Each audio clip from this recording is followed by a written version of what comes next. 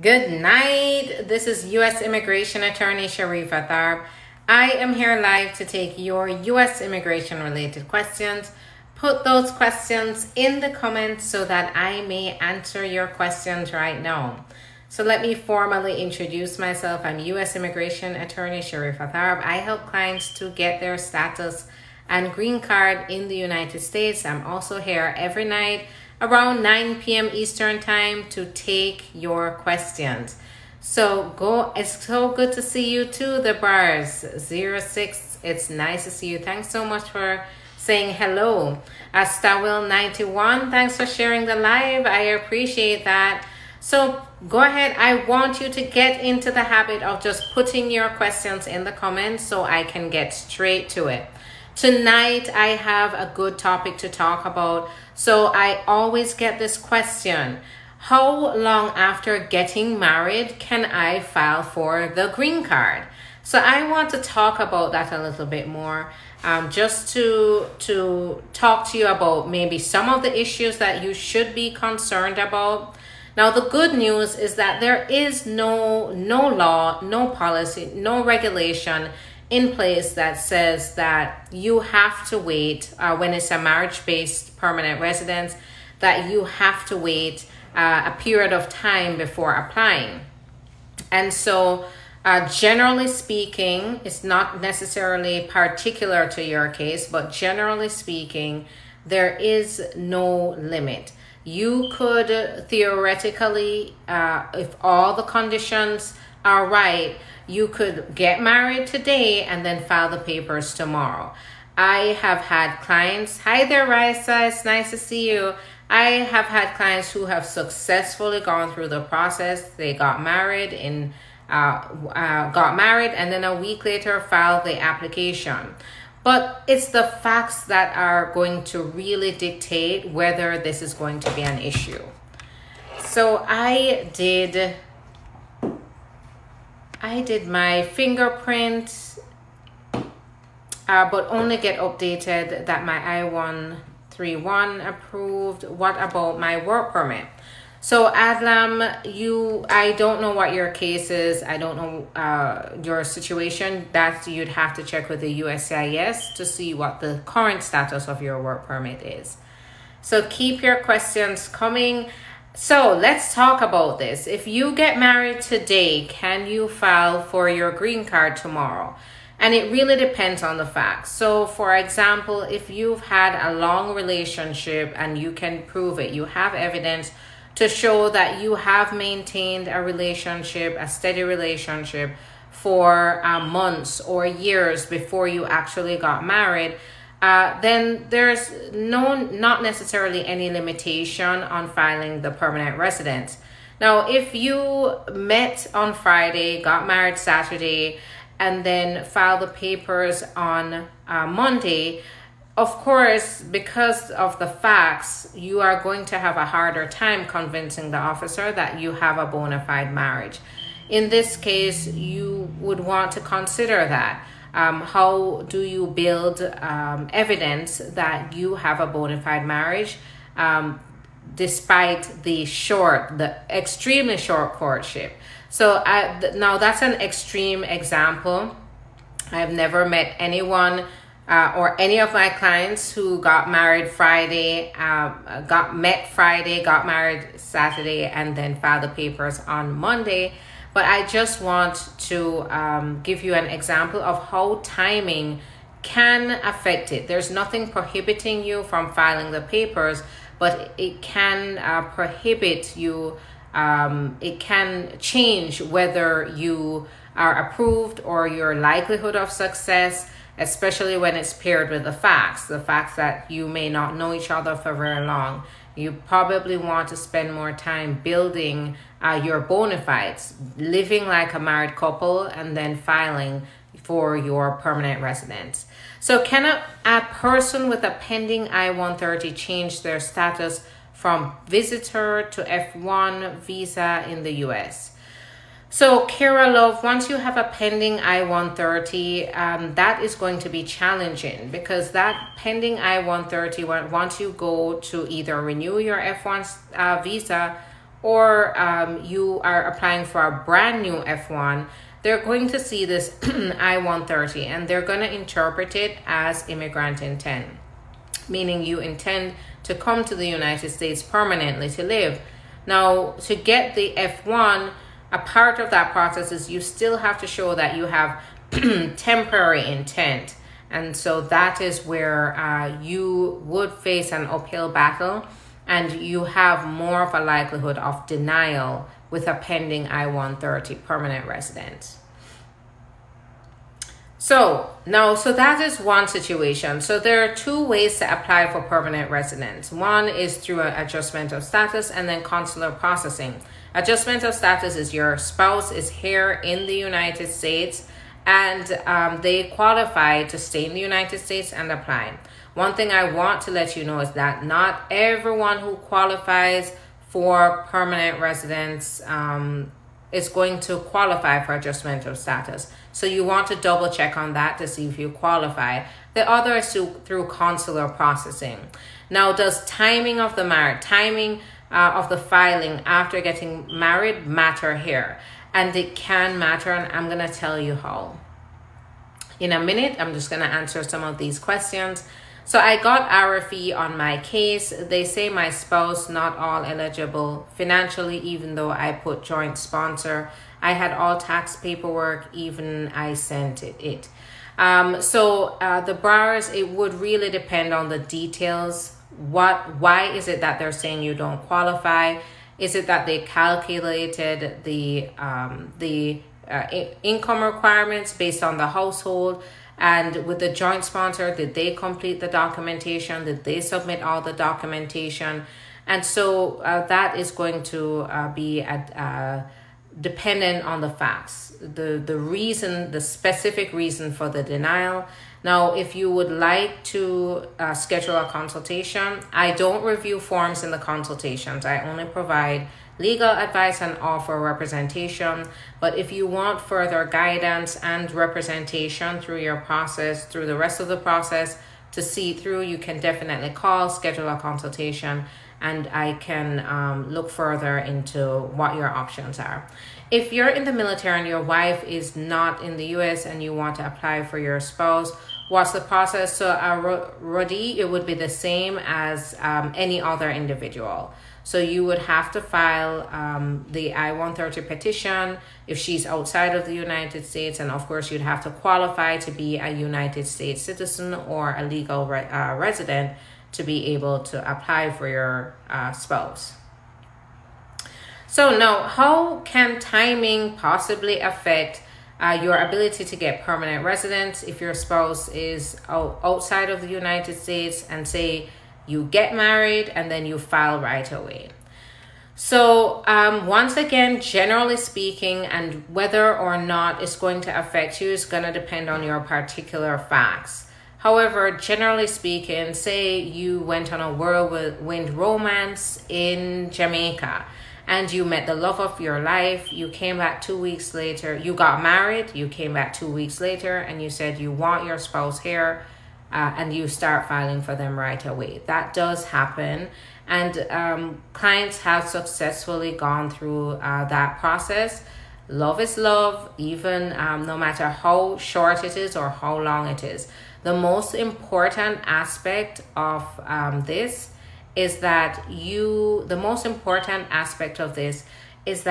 have to show that you intend to live permanently in the United States, as well as build a life together. So you want to build a life together. That is the most important part of this process. So no matter how long your courtship was, no matter how short your courtship was, that is the main point, is to convince the officer that you intend to build your life together. So in the case that you have a whirlwind romance, you end up going to Jamaica, for example, that's just an example, you get married and then you come back, can you file the paperwork right away, or do you have to wait? Nothing is preventing you from filing the documentation right away. But once again, you have to focus on the bona fides of the marriage to show the officer, convince the officer that you intend to build a life together. And so that's going to involve putting evidence together, such as showing your trip together, showing how you, telling the story of how you met. Get friends and family to also talk about the relationship and the fact that they're celebrating with you and they know about your new marriage. So that is an example. If you have children in the U.S. and you have medical bills, will it affect immigration proceedings?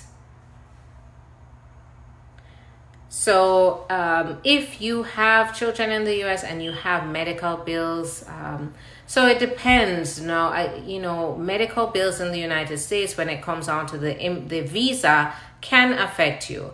However, in the case that you have medical bills, but you're applying for permanent residence, it should not affect you now. The reason being, before it would have affected you during the Trump administration's new public charge rule that they had implemented. Thankfully, it's gone. It is out the door. And so they no longer consider things like your medical bills, your credit score, your work history, or any of those factors. What really matters is the affidavit of support. Now, where the medical bills, so if you have medical bills and these medical bills somehow make you a public charge and make you inadmissible in some way, I mean, that is extremely rare. And it would be extreme for them to come after you for those, but there's no zero risk for that. I don't know your facts. I don't know the nature of the bills. I don't know if it was through Medicaid. Did Medicaid turn around and bill you? So these would be the additional questions to determine whether it could possibly affect your immigration process. Now, I notice you're saying immigration proceedings. I'm not sure if this means you're going through deportation or if you mean that you're applying for permanent residence. But it would really be fact-based. But generally speaking, medical bills will not affect your green card application. With an I-130 still pending, can consular process be changed to adjustment of status through LPR? Yeah, so it could be possible. So for example, say you just filed the I-130, but your relative is here in the United States and they qualify, of course, for adjustment of status. Then at that point, you could change the process to adjustment of status, and there are ways to do that.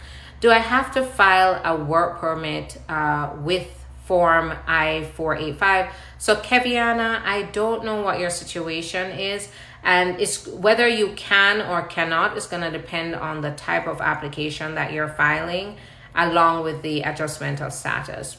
Generally speaking, though, when you are applying for adjustment of status, that is usually when you're going to apply for the work permit. My sister sponsored me 8 years ago and my husband 4 years now. So Anthony Singh, so it seems like, okay, so your husband sponsored you 4 years ago and then your sister. So 4 years is long for a permanent resident applying for their spouse. And so you'd want to try to figure out why it's taking so long, especially if they're a U.S. citizen. If you are facing additional hurdles, like you're applying for a waiver or there are delays in the process, then that could, I'm so sorry, Anthony. Anthony Singh, I'm sorry that happened. My condolences to you. In the case that your spouse passed away, then it would depend on whether you can proceed through your spouse is going to depend on whether you can apply for what's called humanitarian reinstatement. That's going to depend on the timing. Was your petition approved before your spouse passed? Now, with your sister sponsoring you, keep in mind that in the Caribbean, generally it's taking about 14 years for sibling petitions to go through. And so that means you're probably 18 years into a 14-year process. Thanks so much for the love, by the way.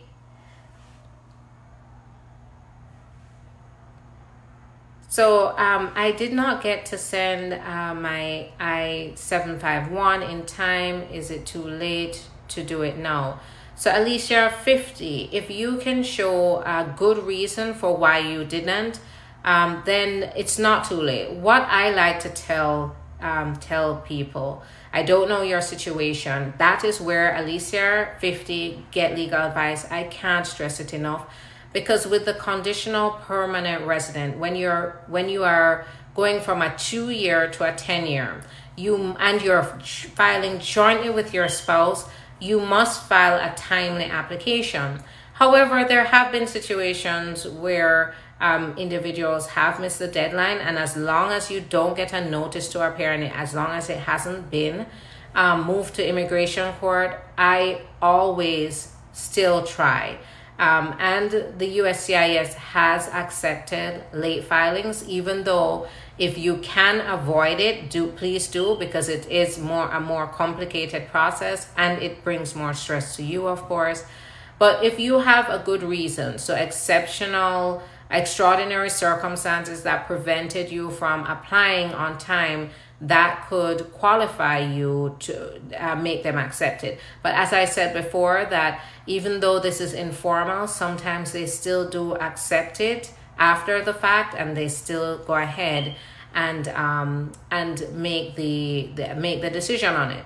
But you don't do this by yourself. That's what I want to tell you. Don't do this by yourself. If it is late, get legal help and representation, because mistakes can lead to more mistakes, can lead to denials, can lead to just a messy situation. So if you are in a situation like that, get assistance. Also, if you're unable to jointly file with your spouse, and you're unable to file with them because of divorce, because of mistreatment or extreme cruelty, then you could apply for a waiver, and the waivers you can apply at any time. There's no deadline to apply for a waiver. So it's how to approach a situation is going to depend on your facts. Now, anybody here, including you, Alicia, if you want legal advice, you want legal representation, which I highly recommend, then you are free to call and schedule a consultation. There are after-hours receptionists who are available right now to take your information, and then a scheduling coordinator will get back to you tomorrow, the next business day. If I apply for an immigration visa, how long does it really take from Trinidad and Tobago? So it depends on what type of immigrant visa. If you are going through an immediate relative, U.S. citizen relative, so if you're the spouse of a U.S. citizen, the parent of a U.S. citizen who's 21 and up, or the son or daughter of a U.S. citizen who is under 21 and unmarried, you could be looking at a 1.5 to 2 year process. Unfortunately, it is taking long for that category, but believe it or not, that's a shorter process than the rest of them. If you fall into any other family category, it's taking a much longer time. It's taking years. So minimum 5 to 6 years, maximum 14 years for the Caribbean, 20 years in Mexico even. Alicia, you're welcome. Also, should I get the sponsor and then the immigration visa? Does this grant me a work visa as well? So Marcus Kidd, that's an extremely broad question. Now, in order to qualify to come to the U.S., whether you're doing it through employment, whether you're doing it through a family member, whether you are doing it through humanitarian means even, you have to qualify in some way, and usually it means that you have to have someone petition for you, an employer petition for you, or a spouse or a family member, a qualifying family member petition for you. With an I-130 filed from May 2020 through LPR, can a change to adjustment of status be done now? So, Kara Love, that's where the consultation is going to be required. Because I don't provide legal advice through the live. It's not fair to you, and I really would have to figure out all the facts of your situation to determine how this can be done, whether it can be done. There are a number of things that we have to look at. Does your relative qualify for adjustment of status to begin with? Because remember, not everyone who has an approved I-130 will qualify for adjustment of status. Now, you said the I-130 filed from May 2020 through LPR. Can change of status be done now? So in this case, what it's telling me is that the petitioner, the U.S. relative, is a legal permanent resident. And that means that the relative who's being sponsored, if they're here in the United States and they're without status, or they're on a visitor's visa, they likely would not qualify for adjustment of status, because you have to maintain your legal status for the duration of the time that the adjustment of status will be taking. So if it's 2 years that adjustment of status process will take, at the time of the interview or at the time of the decision, your immigrant relative has to be maintaining legal status. So it'll be my mother's brother who's a U.S. citizen. So uncles can't apply for their relatives. Sorry, Marcus kid, but uncles cannot sponsor their relatives. So Asifa shared the live. Thanks so much, Asifa, for sharing. I-130 is still pending. So Kira Love, schedule a consultation. It sounds like you need to at a minimum get legal advice on how to proceed, so that you understand what you're getting into and that you don't make mistakes. Because there are two ways that this could go. So if the I-130 is pending and the relative and the I-130 was filed by a legal permanent resident, and the relative is in the United States without status, they're gonna likely have to go through the waiver process, just because being out of status and being the relative of a green card holder would mean they don't qualify for adjustment of status, just because there's no legal status right now. So it's a more complex situation where you want to sit down with an attorney and get in depth about your facts to be able to understand how to approach your situation and take action based on what will work in your case. So thanks so much, everyone, for your questions tonight. I appreciate it. I appreciate the love. Kara Love, go ahead, call, schedule a consultation, and you are welcome. Now, hi there, it's nice to see you, Broken Angel. Now, if you would like to schedule a consultation to get more in depth in your situation, call 561-405-4889. Schedule a consultation. So, Shereg Ben, I did see your comment earlier on the video, and just know that I will be coming with a video about that. I had a very busy day, and so I didn't get to do the video. I will do it so that you can get more information about the bill, the immigration provision within that bill that is now pending. It is looking promising. I am being cautiously optimistic right now, just because I don't want to get too excited until I really see something happening. And so I am keeping an eye on it, and I'll let you know what I know soon, so within the next few days. Any advice for people that are out of status with legal entry that works through the pandemic?